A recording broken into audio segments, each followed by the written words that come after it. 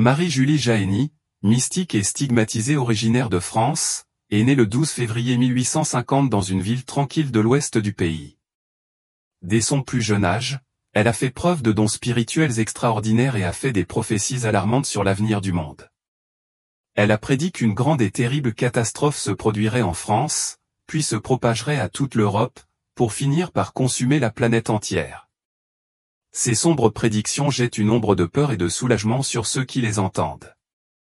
Pourtant, au-delà de la prévision d'événements de destruction, les avertissements de Marie-Julie approfondissent également les questions de foi et de conduite humaine. Elle a averti que le déclin moral du monde, notamment en ce qui concerne la foi chrétienne, entraînerait de graves conséquences. Au fil des années, beaucoup commencent à croire que ces prophéties sont non seulement poignantes, mais commencent à se manifester de nos jours, marquant ce qui pourrait être considéré comme une ère de profonde crise spirituelle. Marie-Julie Jahenny est née dans le petit village de Coyolles, près de Blain, en Bretagne, France. Alors qu'elle n'avait que 3 ou 4 ans, sa famille s'installe dans un modeste chalet du hameau de la Fraude, situé juste au nord-est de Blain, où elle passera toute sa vie. Aînée de 5 enfants, la jeunesse de Marie a été marquée par la simplicité. Ses parents, paysans pieux et travailleurs, ne se doutaient pas que leur fille serait choisie pour une mission divine, ni qu'elle bénéficierait de grâces extraordinaires qui la conduiraient à jouer un rôle significatif dans la destinée spirituelle du monde. Sa mission divine était de diffuser le message de la croix, en soulignant la signification de la sainte souffrance et l'importance de réparer envers Dieu. Marie-Julie, qui allait devenir une âme victime, avait pour mission d'offrir sa propre souffrance comme acte d'expiation pour les péchés du monde et de salut des âmes. Le caractère inhabituel de sa vocation spirituelle est apparu très tôt. Alors qu'elle était une jeune enfant à l'église, elle entendit distinctement une voix intérieure l'appelant « Reste encore un peu avec moi ». Cette invitation divine a enflammé en elle une profonde dévotion à l'Eucharistie, la rapprochant du tabernacle et la poussant à passer des heures de prière et de réflexion, tant au sein de l'église que dans des lieux de méditation isolés.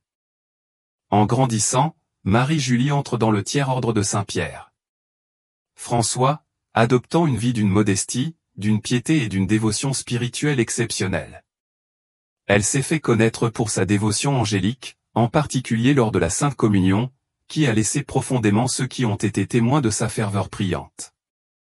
En plus de sa vie religieuse pieuse, Marie a également démontré le don de prophétie, prédisant de nombreux événements, dont certains se sont déjà produits, bien que leur lien avec ces prédictions reste obscur, tandis que d'autres semblent sur le point de se dérouler dans le futur.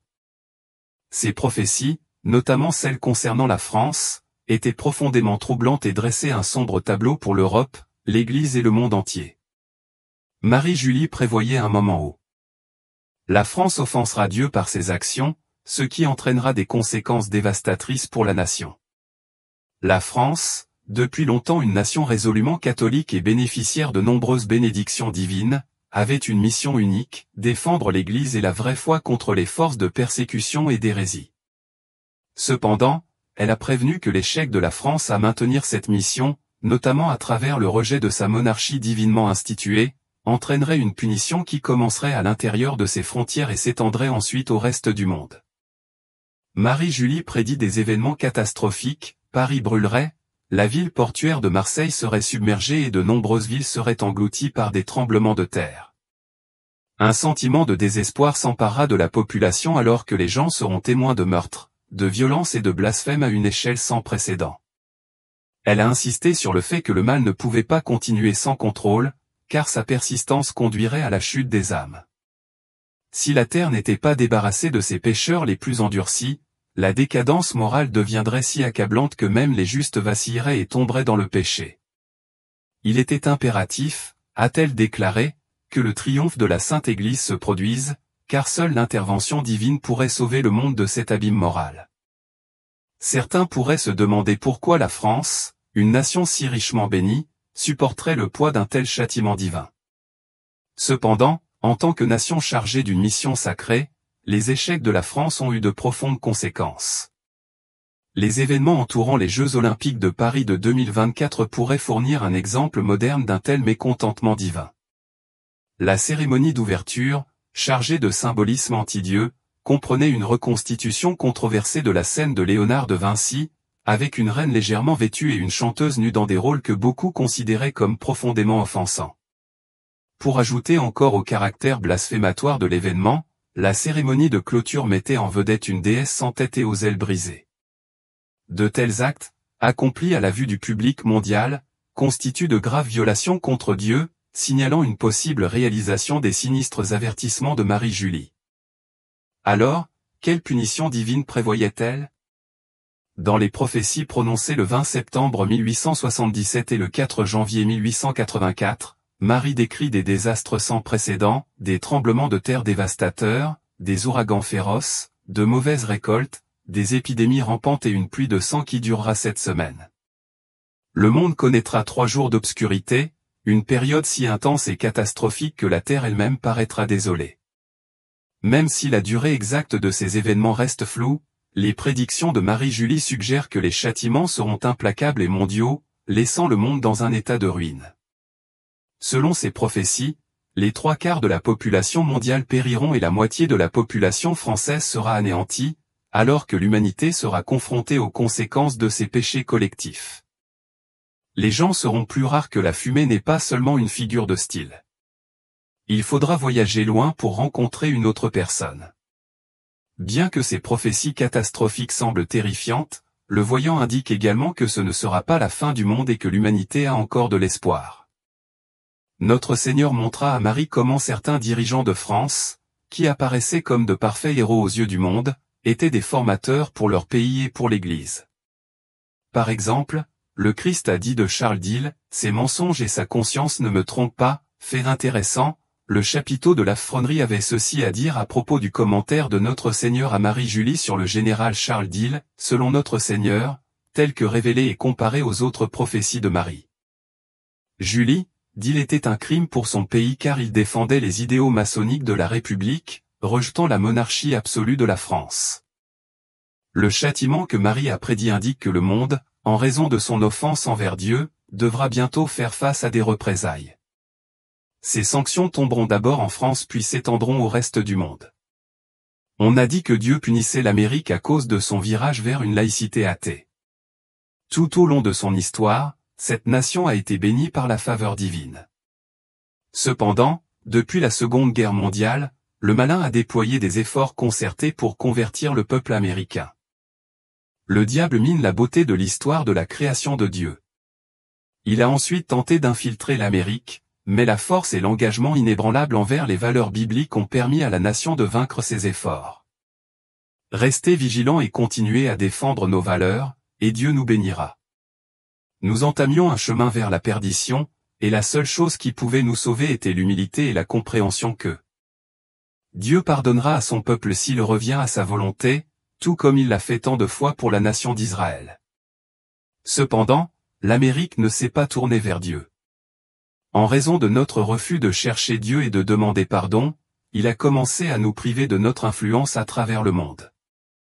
En raison de notre aversion pour les valeurs bibliques, Dieu nous a retiré notre influence morale sur le monde. Le péché a commencé à prendre le contrôle de notre pays et nous ne jouissons plus de l'autorité morale que nous avions autrefois. Depuis lors, notre pays s'est à nouveau éloigné de Dieu. Nous avons pris des pratiques sacrées comme le mariage et les avons confiées à la laïcité. Nous avons laissé la famille être détruite au nom de la tolérance.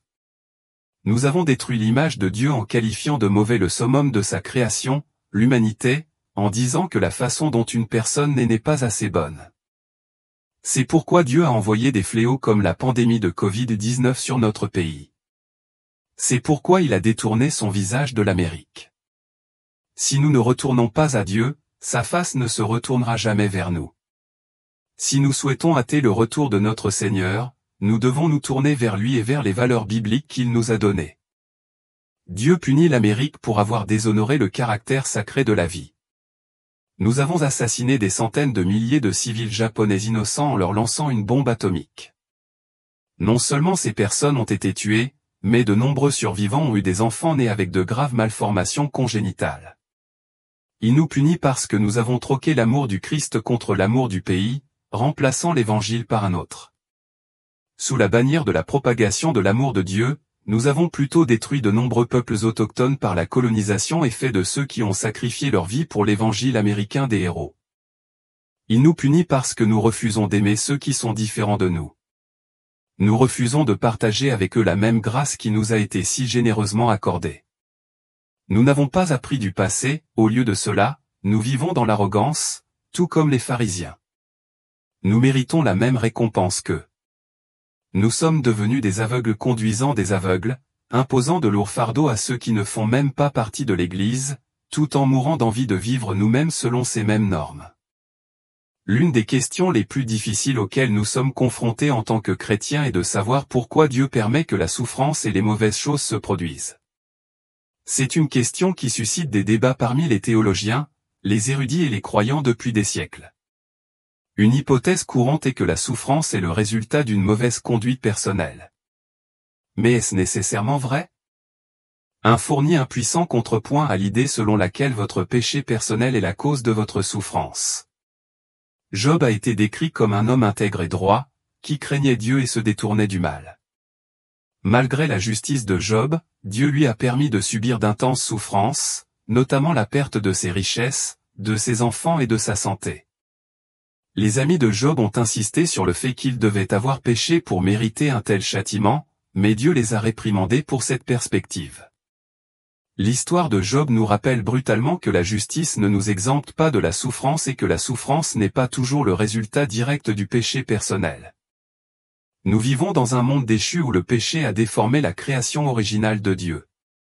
Cette réalité conduit à la souffrance, au mal et à la décadence, résultat naturel de la chute. Il est certainement vrai que le péché originel de l'homme a causé la mort, les épreuves et les souffrances que nous connaissons aujourd'hui. Il est également vrai que votre péché peut causer de la douleur et de la souffrance à vous et aux autres. Nous vous encourageons à faire une distinction entre les conséquences de vos actes et la souffrance générale commune à l'humanité. Les conséquences sont généralement évidentes. La malhonnêteté peut entraîner la perte d'un emploi, la colère peut entraîner des relations brisées. Ce sont des conséquences directes de vos actions. Dans de tels cas, vous devez vous repentir et poursuivre la restauration lorsque cela est possible. Cependant, les conséquences d'une catastrophe naturelle ou d'un diagnostic médical indésirable sont le résultat de la vie dans ce monde déchu. Face à des épreuves et à des pertes que vous n'avez pas causées, le conseil est de ne pas rechercher le péché qui en est la cause, mais de vous rapprocher de Dieu, en faisant confiance à son amour inébranlable et à sa fidélité. La prophétie des 2 nuits d'obscurité, telle que décrite par Marie-Julie Jahenny, diffère de la prophétie plus connue des 3 jours d'obscurité mais sert d'avertissement important pour y parvenir. Ces 2 nuits sont décrites comme une préfiguration du châtiment divin à venir, marquant la première descente de Dieu en colère sur le monde. La prophétie prédit 2 jours et 2 nuits d'obscurité, distincts des 3 jours du châtiment final.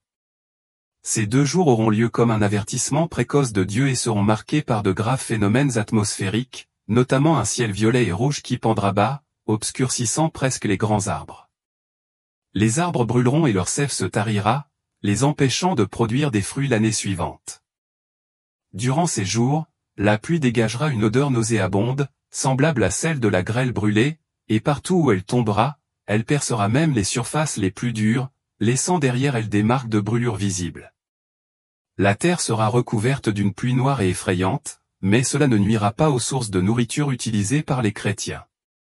Bien qu'il semble clair dans certaines zones, personne ne pourra voir clairement à cause d'une odeur de bouffée de chaleur obscurcissante, comme celle d'un envoyé de Dieu, qui aveuglera ceux qui essaient de regarder à l'extérieur.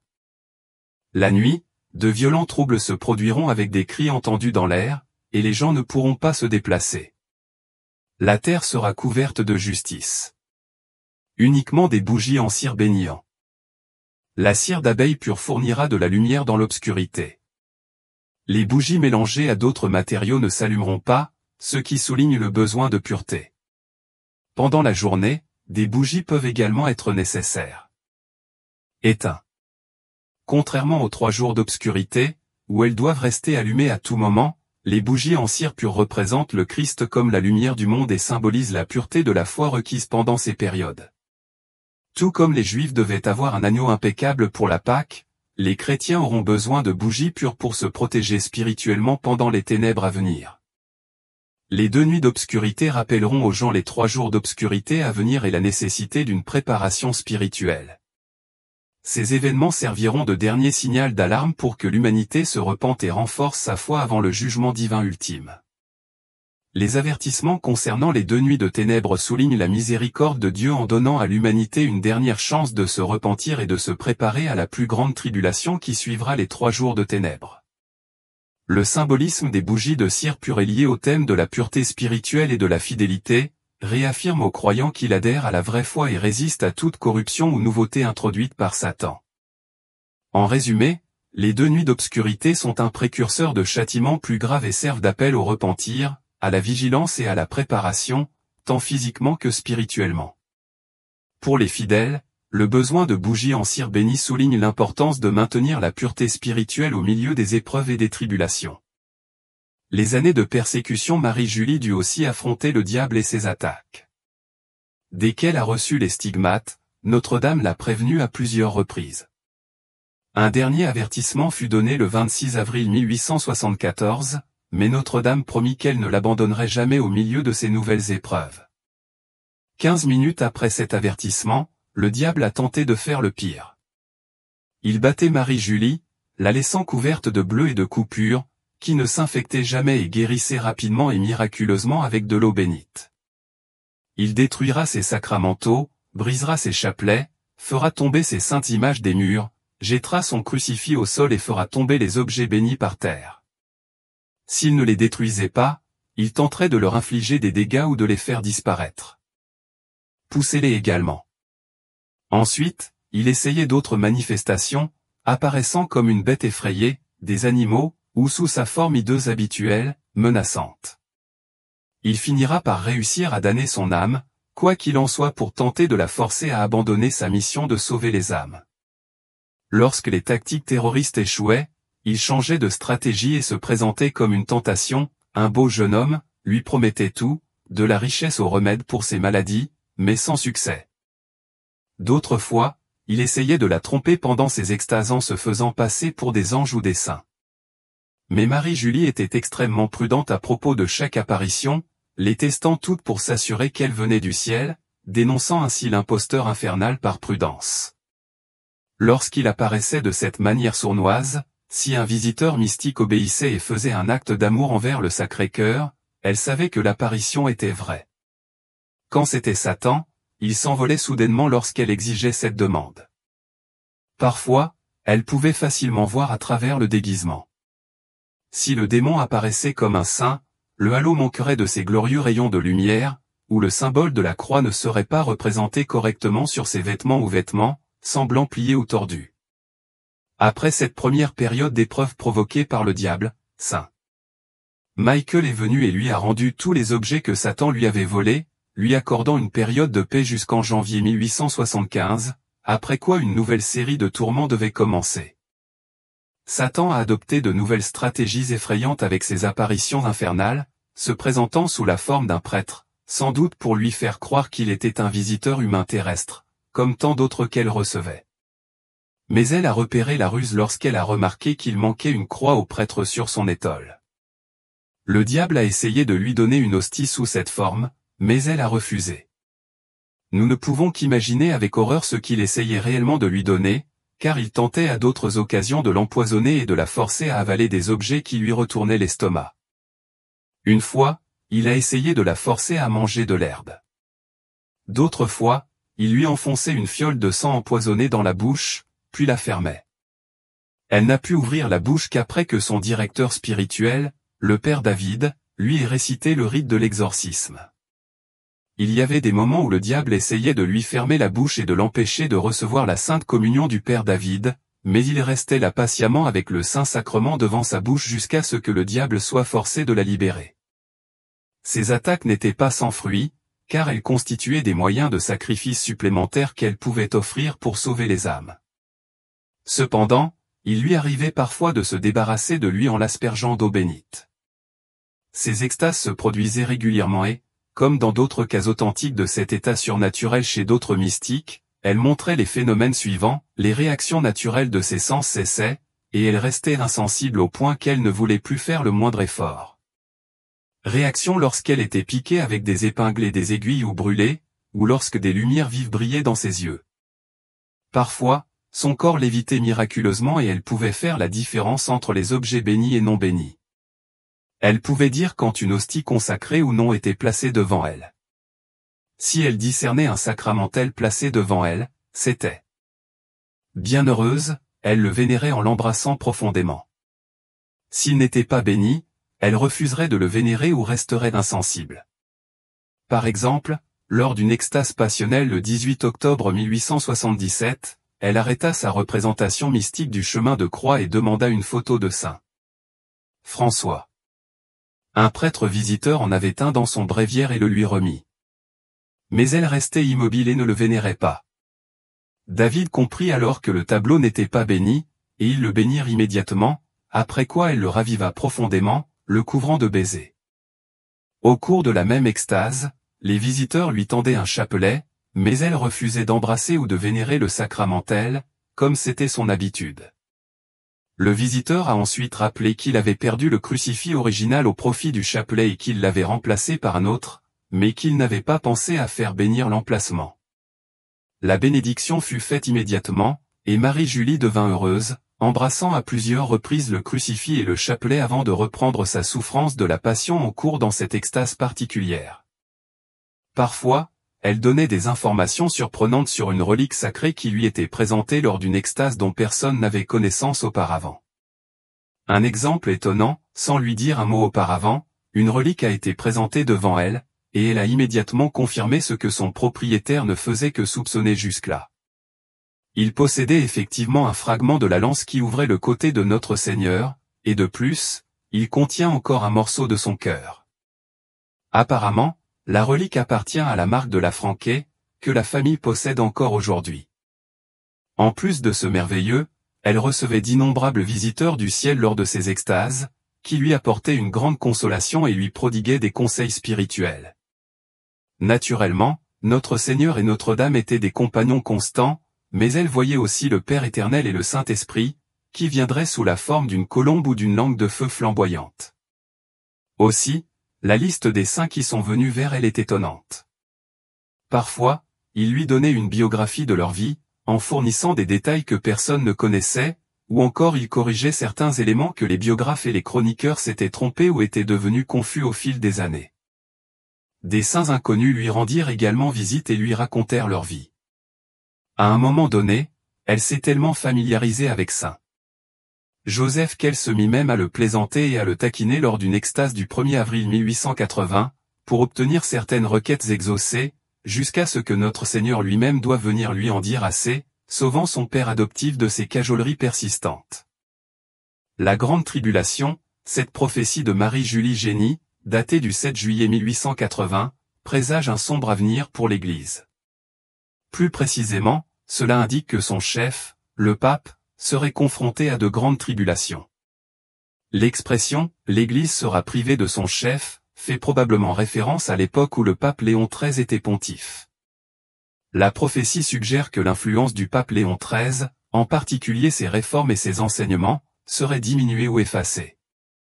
L'empreinte de ses pieds sur le Saint-Autel sera réduite en cendres par les flammes de l'enfer. Le pape Léon XIII est remarquable pour avoir eu une vision célèbre dans laquelle Satan défiait notre Seigneur, affirmant qu'il pourrait détruire l'Église si on lui donnait suffisamment de temps. Selon la tradition, notre Seigneur a accordé à Satan jusqu'à un siècle pour tenter cela.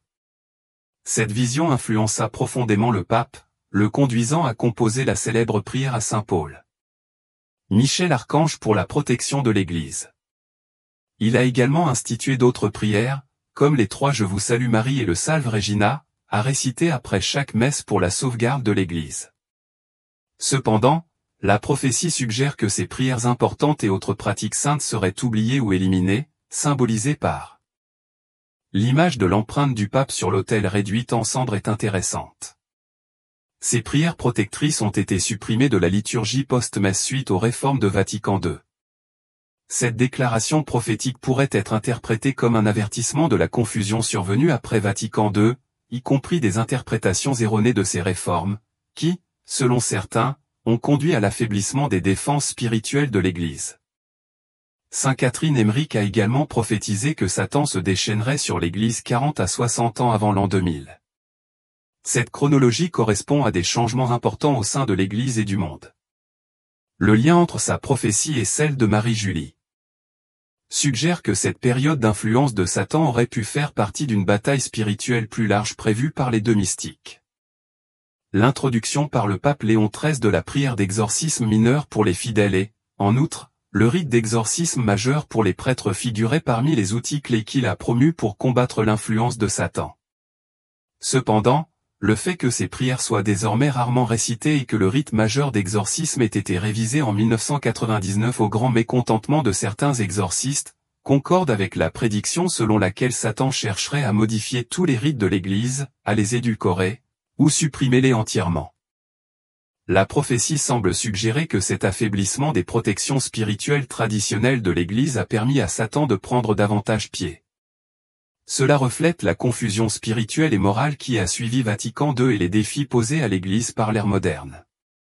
En parlant des prophéties de Marie-Julie, nous pensons immédiatement aux nombreux messages donnés par Notre-Dame du Bon Succès à Mère Mariana de Jésus Torres à Quito, en Équateur, au cours du XVIIe siècle. Ces apparitions approuvées prédisent la montée des républiques à travers le monde, la propagation des sectes secrètes, les attaques contre l'Église et l'anéantissement de la pureté des enfants. La majeure partie de cela se produirait au XIXe et XXe siècle, selon Mère Mariana. On pourrait même déclarer Marie-Julie comme une continuation des premiers avertissements portés en Équateur. Marie-Julie fournit en effet un nombre effarant de condamnations et d'avertissements du ciel qui se ressemblent beaucoup, notamment des plaintes contre la démocratie moderne. Le ciel désigne la Chambre des députés en France comme la « Chambre de l'enfer ». Il existe une promesse selon laquelle la franc-maçonnerie sera détruite et qu'il y aura une grande perte de foi dans le monde entier. De nouvelles célébrations et une nouvelle messe seront introduites, et un manque général de moralité prévaudra. La perte des âmes des enfants avant d'avoir atteint l'âge de raison entraînera également la dégradation de la race humaine, et divers châtiments venus du ciel tenteront de ramener l'humanité à la raison. Certains pourraient être tentés de croire que ces avertissements et châtiments ne concernent que la France, car de nombreux textes médiatisés sur Marie-Julie concernent particulièrement la France. Pourtant, la France sera le point de départ des châtiments mondiaux. Notre-Dame a expliqué que la France était plus coupable que les autres pays parce qu'elle était catholique avant les autres nations et qu'elle recevait beaucoup plus de grâce. La France avait également reçu la mission de défendre l'Église et la vraie foi à travers les temps de persécution et d'hérésie. Du fait de ses échecs et de son rejet de son rôle béni du ciel, la France sera la première frappée. Cependant, les châtiments vont s'étendre à travers le monde. Pourtant, notre Seigneur a accordé un délai aux habitants de la terre pour se convertir avant que la terreur ne frappe, une grâce de sa divine miséricorde. Certains pourraient se demander pourquoi le châtiment viendrait d'abord en France. Ceux qui ont suivi la cérémonie d'ouverture des Jeux Olympiques de Paris 2024 trouveront peut-être une explication. La cérémonie comportait de nombreux éléments anti-dieu, notamment un segment où une reine légèrement vêtue et une chanteuse nue reconstituaient des scènes du célèbre tableau de Léonard de Vinci, La Scène. De plus, la cérémonie de clôture mettait en vedette une déesse sans tête aux ailes brisées. Tous ces actes constituaient des offenses flagrantes contre Dieu aux yeux du monde entier. Alors, quelle punition Dieu infligera-t-il dans ses prophéties? Le 20 septembre 1877 et le 4 janvier 1884, Marie parle de tremblements de terre sans précédent, d'ouragans, de mauvaises récoltes, de fléaux qui se propagent rapidement et d'une pluie de sang qui dure 7 semaines. Le monde endurera 3 jours d'obscurité. Si Marie n'a pas précisé combien de temps dureraient ces événements, elle a indiqué que les châtiments seraient mondiaux et incessants, laissant la terre désolée. Les 3/4 de la population périraient et la moitié de la population française serait anéantie. Les gens seraient plus rares que la fumée. Ce n'est pas seulement une figure de style, il faudrait voyager loin pour rencontrer une autre personne. Bien que ces prophéties catastrophiques semblent terrifiantes, les voyants indiquent également que ce ne sera pas la fin du monde et que l'humanité a encore de l'espoir. Par exemple, Marie a dit qu'après la fin de la pluie infernale, des signes apparaîtront dans le ciel. Le Saint-Roi se lèvera et il y aura un règne divin sur terre. Bien que Marie n'ait pas fourni de détails, ces descriptions suggèrent que ce Saint-Roi gouvernera le monde entier, et pas seulement une nation ou une région spécifique. Après avoir survécu à cette grande tribulation, les gens seront profondément éveillés, retourneront à la simplicité et retrouveront une foi sincère. Les barrières entre les différentes confessions seront supprimées et tous s'uniront autour de Dieu. Examinons en profondeur ce que Marie-Julie Génie a mentionné à propos de la France dans ses prophéties. La France sera le point de départ des châtiments mondiaux, car la France était catholique avant les autres pays et a obtenu plus de grâce que les autres pays. La France a reçu la mission de défendre l'Église et la vraie foi à travers les temps de persécution et d'hérésie. En raison de ses échecs et de son rejet de sa monarchie bénie du ciel, elle serait la première frappée. Mais ensuite, les châtiments se répandront à travers le monde. Paris brûlera et Marseille sera englouti. Plusieurs villes seront secouées et englouties par des tremblements de terre. Les gens croiront que tout est perdu. On ne verra que des meurtres, et on n'entendra que des bruits d'armes et des blasphèmes. Il faut mettre fin au mal. Si nous remettons cela à plus tard, toutes les âmes seront perdues. Autrement dit, si Dieu ne nettoyait pas la terre des pécheurs endurcis, le mal grandirait tellement que finalement, toutes les âmes justes s'affaibliraient et tomberaient dans le péché. Il faut que ma sainte Église triomphe. N'oubliez pas que Dieu envoie des avertissements par l'intermédiaire de prophètes et de signes. Tout est dans la Bible. L'heure et le jour, seul Dieu le sait. Il viendra comme un voleur dans la nuit. Pour beaucoup, ce qui est offensant pour Dieu, prenez-le au sérieux, repentez-vous. Nous croyons que nous sommes proches des jours. Ce n'est pas encore la fin, ce sont les tribulations. Marie Génie est née en 1850. Elle était une mystique catholique qui vivait dans une petite ville rurale de France, dans le nord-ouest du pays, bien avant que les événements de Fatima ne choquent le monde. Une religieuse française nommée Marie-Julie Génie a également fait une étonnante prophétie sur la fin du monde.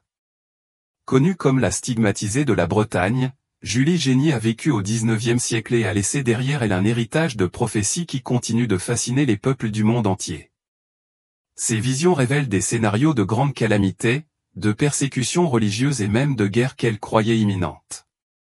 Marie-Julie Génie a non seulement prédit les événements futurs, mais a également apporté de profonds avertissements sur la foi et le comportement humain. Ce qu'elle a prédit pour l'avenir pourrait très bien commencer à se réaliser. Des événements horribles se produisent, provoquant la panique dans le monde. Le cauchemar de l'Amérique commence-t-il? La vie mystique de Marie débute le 6 janvier 1873, lors de la grand-messe. Marie se sentait extrêmement fatiguée. Le médecin hésita, cancer de l'estomac ou tumeur scrofuleuse. Le 15 février, il la déclare perdue. Elle a reçu l'extrême onction le 22 février. Nous avons attendu son dernier souffle. Elle a perdu connaissance, puis est revenue à elle. Ne pleure pas, dit-elle. Je ne mourrai pas. J'ai vu la Sainte Vierge qui m'a annoncé ma guérison. Le 3 mai, à 15 heures du soir, la Sainte Vierge était vêtue de blanc et appuyée sur une grande croix blanche. Elle lui fait part de ses souffrances et promet son retour le 15 mars. La Sainte Vierge lui demanda gentiment si elle voulait accepter les blessures de son fils et souffrir aussi le reste de sa vie pour la conversion des pécheurs. Oui, ma bonne mère, si mon Jésus le veut, je me soumets à sa volonté. Mon cher enfant, ce sera ta mission, a promis Marie de revenir le jour des saintes plaies avec son cher fils. La stigmatisation eut donc lieu le 21 mars 1873, en présence de nombreux témoins. Notre Seigneur lui est apparu avec ses 5 plaies lumineuses, d'où peu à peu sortaient des rayons. Ces rayons frappent les mains, les pieds et le côté de Marie-Julie, laissant les traces de la crucifixion. Le sang coulait. Marie-Julie annonce qu'il coulera à nouveau le vendredi suivant à 13 heures. Elle commence son premier chemin de croix. Depuis ce jour et jusqu'à sa mort, chaque vendredi, elle vivra la passion de notre Seigneur. Elle a reçu la couronne d'épines le 7 octobre et la blessure à l'épaule le 25 novembre. Peu après, la Sainte Vierge lui annonça une grande faveur. Elle serait l'épouse de Jésus. Cette alliance mystique fut fixée au 21 février 1874. Des témoins, officiellement choisis par l'évêque, étaient présents. Comme beaucoup de grands mystiques, Marie-Julie a connu l'inédit ou jeûne total miraculeux, sans aucune nourriture, solide ou liquide. La Sainte Communion suffisait à la soutenir. La première fois, ce miracle a duré 94 jours. Elle l'avait annoncé à l'avance, comme elle l'avait fait pour la deuxième période, qui durerait 5 ans, 1 mois et 22 jours, à compter du 28 décembre 1875. Après sa stigmatisation, la vie de Marie-Julie n'est plus qu'une succession d'événements surnaturels. Communion miraculeuse et guérisons inexplicables, visions célestes et prophéties sur l'avenir de l'Église et de la France, cantiques spirituels, ou cachés sous des images poétiques, les réalités d'un haut mysticisme dans la cellule des stigmatisés. D'innombrables visiteurs ont également reçu grâce et réconfort, guérison des corps et conversion d'âme, vocation annoncée ou confirmée. À partir de juin 1880, et pendant 4 longues années, Marie-Julie fut privée de l'ouïe, de la parole, de la vue et de l'usage de ses membres. Cependant, sourde, elle entendit et comprit la parole du curé lorsqu'il lui parlait en latin. Elle, qui n'avait pas d'éducation, privée de l'usage de la parole, dans ses extases, la langue se déliait. Aveugle, elle voyait les apparitions du ciel, qui se manifestaient alors par la beauté et la vivacité de son regard.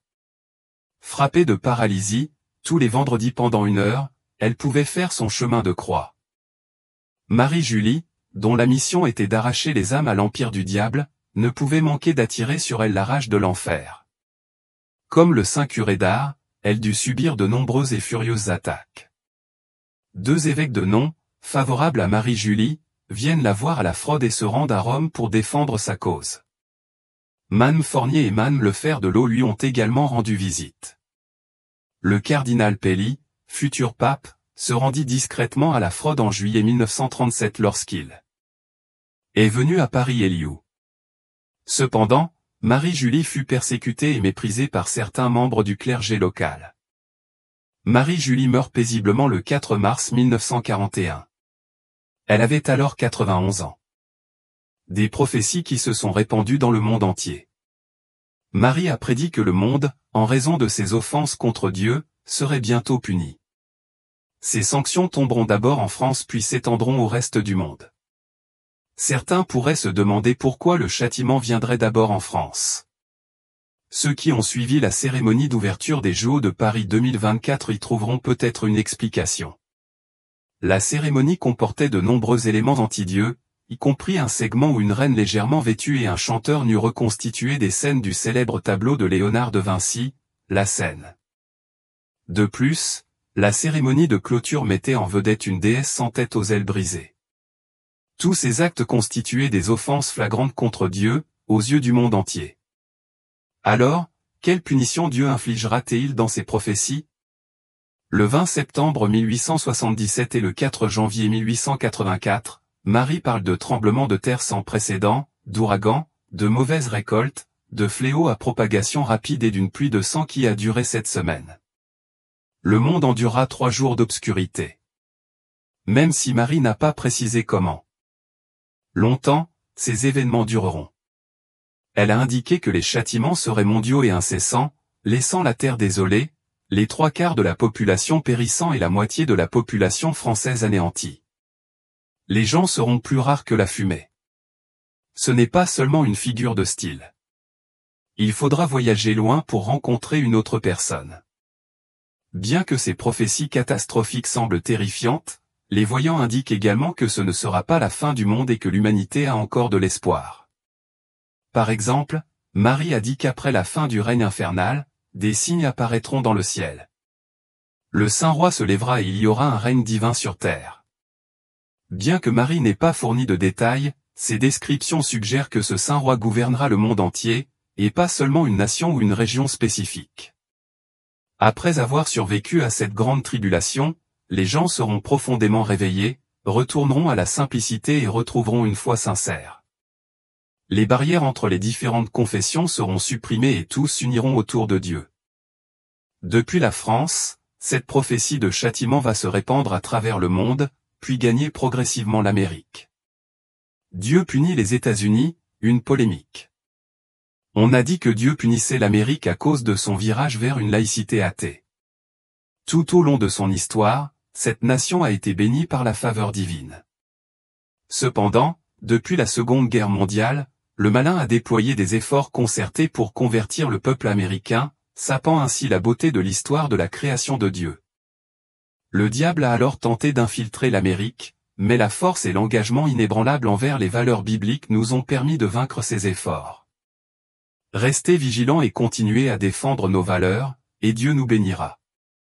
Nous nous engagions sur un chemin vers la perdition, et la seule chose qui pouvait nous sauver était l'humilité et la compréhension que Dieu pardonnerait à son peuple s'il retournait à sa volonté, tout comme il l'a fait tant de fois pour la nation d'Israël. Mais l'Amérique ne s'est pas tournée vers Dieu.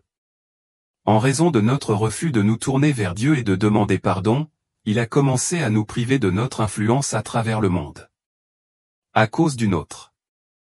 En aversion pour les valeurs bibliques, Dieu nous a enlevé notre influence morale sur le monde. Le péché prenait le contrôle de notre pays et nous ne jouissons plus de l'autorité morale que nous avions autrefois. Depuis lors, notre pays s'est à nouveau éloigné de Dieu. Nous avons pris des pratiques sacrées comme le mariage et les avons transférées à la laïcité. Nous avons permis que la famille soit détruite au nom de la tolérance. Nous avons permis que l'image de Dieu soit détruite. Nous avons qualifié de mauvais le summum de la création de Dieu, l'humain, en disant que la façon dont une personne n'est pas assez bonne. C'est pourquoi Dieu a envoyé des fléaux comme la pandémie de Covid sur notre pays. C'est pourquoi il a détourné son visage de l'Amérique.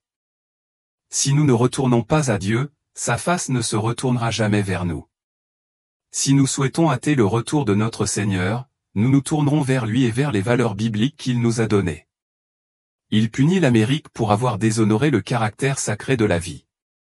Ils ont assassiné des centaines de milliers de civils japonais innocents en leur larguant une bombe atomique. Non seulement ils ont tué ces personnes, mais en conséquence, de nombreux survivants ont eu des enfants nés avec de graves malformations congénitales. Il les punit parce qu'ils ont troqué l'amour du Christ contre l'amour du pays, un évangile contre un autre.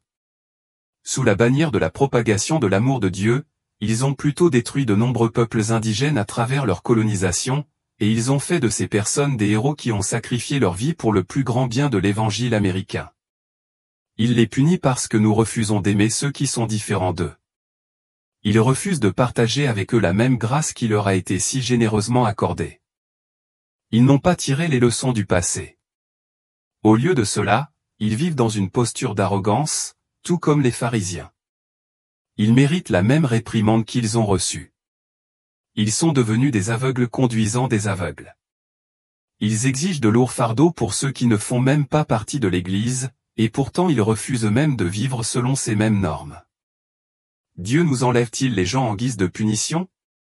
L'une des questions les plus difficiles auxquelles nous sommes confrontés en tant que chrétiens est de savoir pourquoi Dieu permet que la souffrance et les mauvaises choses se produisent. C'est une question qui suscite des débats parmi les théologiens, les érudits et les croyants depuis des siècles. Une hypothèse courante est que la souffrance est le résultat d'une mauvaise conduite personnelle. Mais est-ce nécessairement vrai? Job 1, une offre un puissant contrepoint à l'idée selon laquelle le péché personnel est la cause de la souffrance. Job a été décrit comme un homme intègre et droit, qui craignait Dieu et se détournait du mal. Malgré la justice de Job, Dieu lui a permis de subir d'intenses souffrances, notamment la perte de ses richesses, de ses enfants et de sa santé. Les amis de Job insistent sur le fait qu'il doit avoir péché pour mériter un tel châtiment. Cependant, Dieu leur a reproché cette perspective. L'histoire de Job nous rappelle brutalement que la justice ne nous exempte pas de la souffrance et que la souffrance n'est pas toujours le résultat direct du péché personnel. Nous vivons dans un monde déchu, où le péché a déformé la création originale de Dieu. Cette réalité conduit à la souffrance, au mal et à la décadence, résultat naturel de la chute. Il est certainement vrai que le péché originel de l'homme a causé la mort, les épreuves et les souffrances que nous vivons aujourd'hui. Il est également vrai que votre péché peut causer de la douleur et de la souffrance à vous et aux autres. Nous vous encourageons à faire une distinction entre les conséquences de vos actes et la souffrance générale commune à l'humanité. Les conséquences sont généralement évidentes. La malhonnêteté peut entraîner la perte d'un emploi. La colère peut entraîner des relations brisées. Ce sont conséquences directes de vos actes. Dans de tels cas, vous devriez vous repentir et poursuivre la restauration lorsque cela est possible. Cependant, les conséquences d'une catastrophe naturelle ou d'un diagnostic médical indésirable sont le résultat de la vie dans ce monde déchu. Face à des épreuves et à des pertes que vous n'avez pas causées, le conseil est de ne pas rechercher le péché qui en est la cause, mais de se rapprocher de Dieu, en faisant confiance à son amour inébranlable et à sa fidélité, satisfait en Christ. Nous vivons à une époque où la bataille entre le royaume de Dieu et le royaume de Satan s'intensifie comme jamais auparavant. Beaucoup pensent que cela est dû au fait que nous approchons du retour du Christ et de la destruction ultime du royaume de Satan. L'action de l'esprit de l'Antéchrist va s'intensifier à mesure que nous nous rapprochons de la fin des temps. L'esprit de l'Antéchrist opère à travers chaque Antichrist, et Jean nous a donné certaines marques de l'esprit de l'Antéchrist, qui sont très importantes. Tout d'abord, cela commence en association avec le peuple de Dieu. Dans 1 Jean 2, 19, Jean écrit à propos des antéchrists, « Ils sont sortis du milieu de nous, mais ils n'étaient pas des nôtres. Car s'ils avaient été des nôtres, ils seraient restés avec nous. Mais ils sont sortis pour pouvoir qu'il soit évident qu'aucun d'eux n'était des nôtres. » Ainsi, l'antéchrist commence toujours d'une manière ou d'une autre en association avec le peuple de Dieu, mais il n'y appartient pas vraiment. Le moment venu, cela se manifestera. C'est un signe de l'esprit de l'antéchrist. C'est très important. L'antéchrist ne nie pas l'existence de Dieu. En fait, il prétend être le représentant de Dieu. Ce qu'il nie, c'est la relation entre le Père et le Fils au sein de la divinité. Je veux examiner quelques passages très importants des Écritures afin que vous n'ignoriez pas ce que Satan prépare. Dans 2 Thessaloniciens 2, Paul traite de l'apparition, de la révélation et de la manifestation de l'Antéchrist. Il aborde également la préparation au retour du Seigneur, et ces deux aspects sont très étroitement liés. Le dernier acte satanique avant le retour du Seigneur sera la révélation de l'Antéchrist. En fait, Paul dit que le Seigneur détruira l'Antéchrist avec l'éclat de sa venue. Paul a écrit, « Ne soyez ni ébranlés ni troublés, ni par l'esprit, ni par des paroles, ni par des lettres comme si elles venaient de nous, parce qu'il savait que de nombreux chrétiens seraient prêts à croire des prédictions spécifiques quant au retour de Jésus.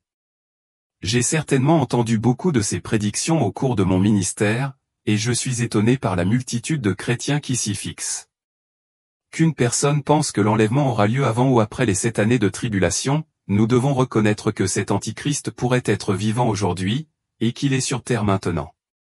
Pour ceux qui croient que Jésus reviendra vers son peuple avant la tribulation, l'antéchrist surgira. Après cela, à tout moment pour confirmer un accord de paix de 7 ans avec Israël, ceux qui interprètent le retour de Jésus à la fin de la tribulation peuvent également voir l'antéchrist actif à tout moment. Ces efforts pourraient déjà être en action, dirigés vers le futur retour du Christ. En tant que croyants, nous n'avons pas besoin de craindre le futur antichrist, mais nous devons être attentifs à toute personne qui renie Christ.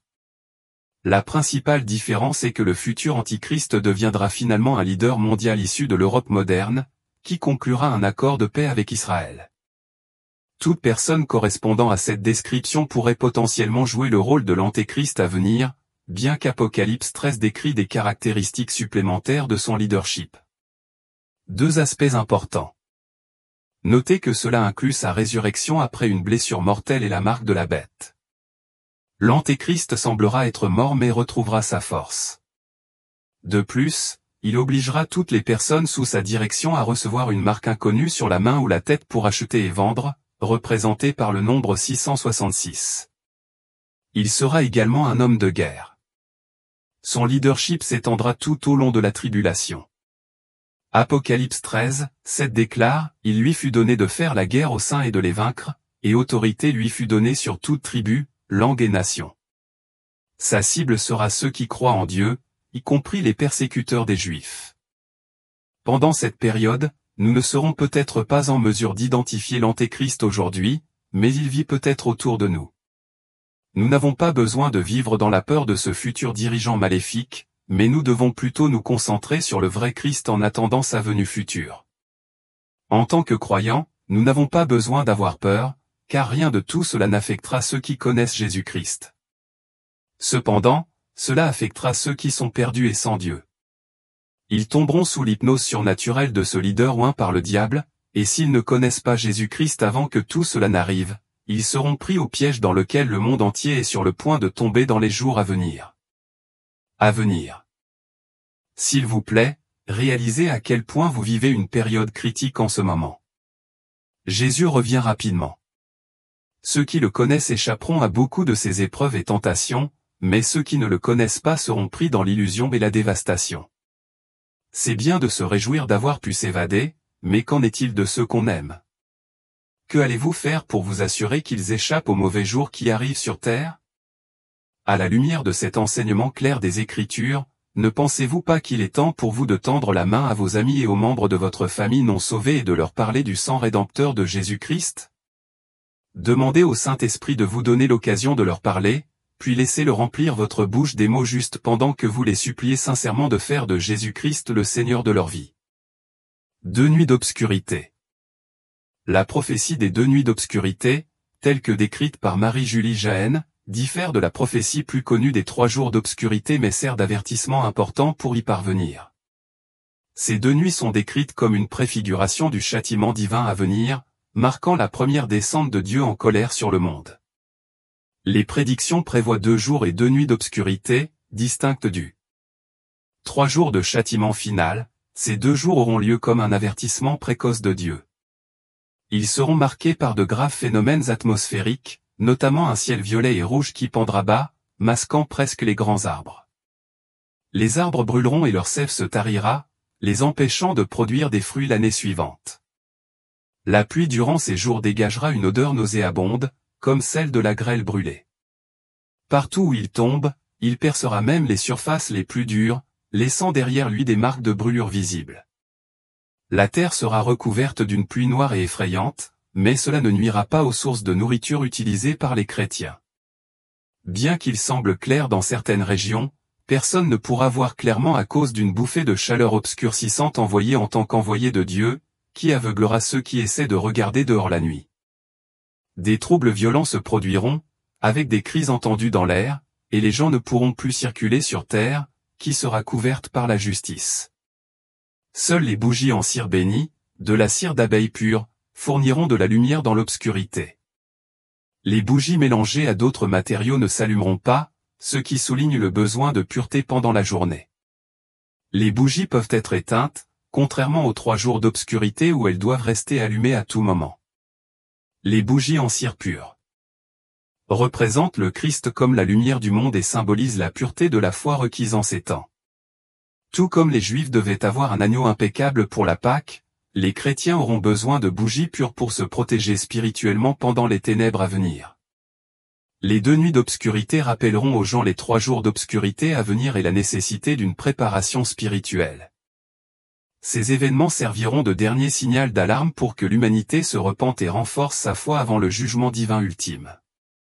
Les avertissements concernant les 2 nuits de ténèbres soulignent la miséricorde de Dieu en donnant à l'humanité une dernière chance de se repentir et de se préparer à la plus grande tribulation qui suivra les 3 jours de ténèbres. Le symbolisme des bougies de cire pure est lié au thème de la pureté spirituelle et de la fidélité, réaffirme aux croyants qu'il adhère à la vraie foi et résiste à toute corruption ou nouveauté introduite par Satan.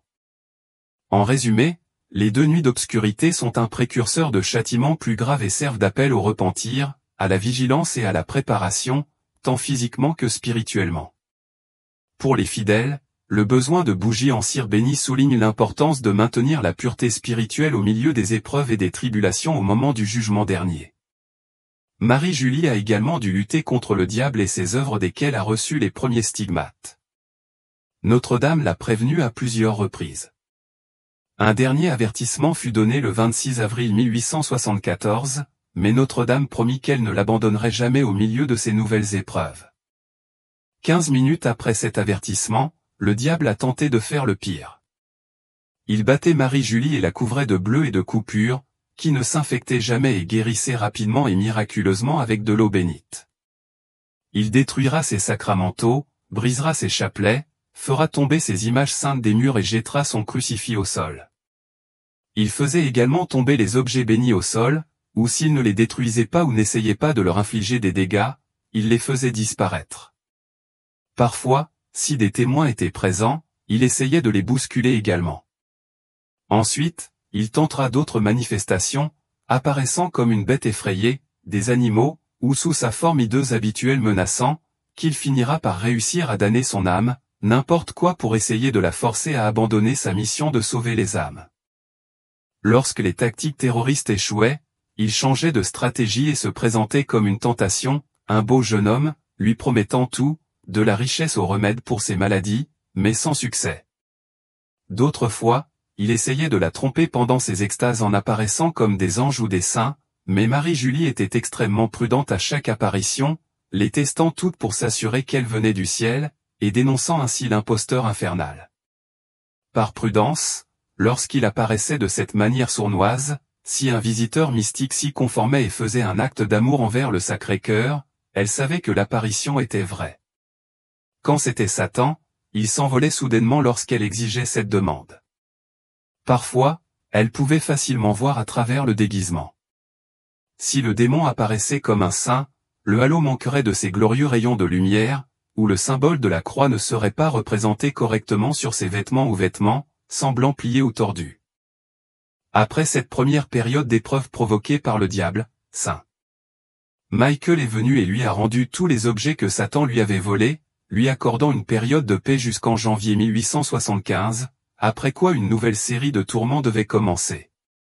Satan a adopté de nouvelles stratégies effrayantes avec ses apparitions infernales, se présentant sous la forme d'un prêtre, sans doute pour la tromper. C'était une personne terrestre. Des visiteurs humains comme beaucoup qu'elle recevait, mais elle repéra la ruse lorsqu'elle remarqua qu'il manquait une croix sur son étole au prêtre. Le diable a essayé de lui donner une hostie sous cette forme, mais elle a refusé.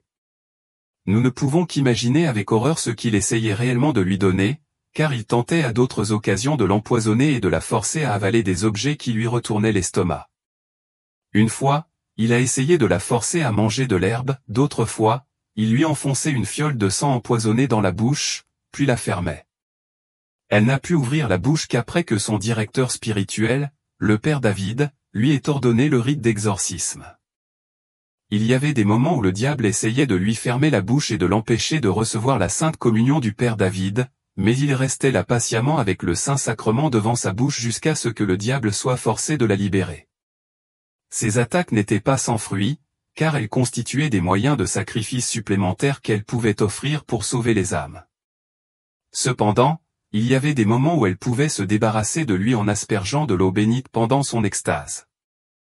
Se produisant régulièrement, et comme dans d'autres cas authentiques de cet état surnaturel chez d'autres mystiques, ils montrèrent les phénomènes suivants, les réactions naturelles de ses sens cessèrent, et elle resta insensible au point qu'elle ne ferait pas la moindre réaction lorsqu'on la piquait. Avec des épingles et des aiguilles, ou brûlée, ou lorsque des lumières vives brillaient dans ses yeux. Parfois, son corps lévitait miraculeusement et elle pouvait faire la différence entre les objets bénis et non bénis.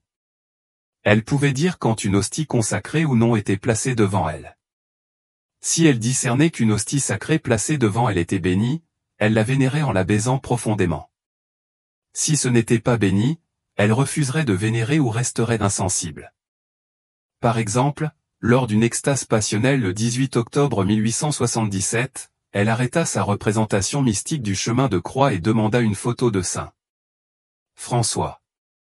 Un prêtre visiteur en avait un dans son bréviaire et le lui remit, mais elle resta immobile et ne le vénéra pas. David a alors su que l'image n'était pas bénie, et ils l'ont immédiatement bénie. Ensuite, elle le ranima profondément, le couvrant de baisers. Au cours de la même extase, les visiteurs lui tendaient un chapelet, mais elle refusait d'embrasser ou de vénérer le sacramentel, comme c'était son habitude. Le visiteur a alors rappelé qu'il avait perdu le crucifix original fixé au chapelet et qu'il l'avait remplacé par un autre, mais qu'il n'avait pas pensé à faire bénir le remplacement. La bénédiction fut faite immédiatement, et Marie-Julie devint heureuse, embrassant à plusieurs reprises le crucifix et le chapelet avant de reprendre sa souffrance de la passion en cours dans cette extase particulière. Parfois, elle donnait des informations surprenantes sur une relique sacrée qui lui était présentée lors d'une extase dont personne n'avait connaissance auparavant. Un exemple étonnant, sans lui dire un mot auparavant, une relique a été présentée devant elle, et elle a immédiatement confirmé ce que son propriétaire ne faisait que soupçonner jusque-là. Il possédait véritablement un fragment de la lance qui ouvrait le côté de notre Seigneur, et de plus, il contient encore un morceau de son cœur. Apparemment, la relique appartient au chapiteau de la Franée, que la famille possède encore aujourd'hui. En plus de ce merveilleux, elle recevait d'innombrables visiteurs du ciel lors de ses extases, qui lui apportaient une grande consolation et lui prodiguaient des conseils spirituels. Naturellement, notre Seigneur et Notre-Dame étaient des compagnons constants, mais elle voyait aussi le Père éternel et le Saint-Esprit, qui viendraient sous la forme d'une colombe ou d'une langue enflammée de le feu. Aussi, la liste des saints qui sont venus vers elle est étonnante. Parfois, il lui remettait une biographie de leur vie, apportant des détails que personne ne connaissait, ou corrigeait certains éléments que les biographes et les chroniqueurs s'étaient trompés ou étaient devenus confus au fil des années. Des saints inconnus lui rendirent également visite et lui racontèrent leur vie. À un moment donné, elle s'est tellement familiarisée avec Saint Joseph qu'elle commença même à le plaisanter et à le taquiner au cours d'une extase du 1er avril 1880, afin de faire exaucer certaines requêtes, jusqu'à ce que notre Seigneur lui-même doive venir lui en dire assez, sauvant son père adoptif de ses cajoleries persistantes.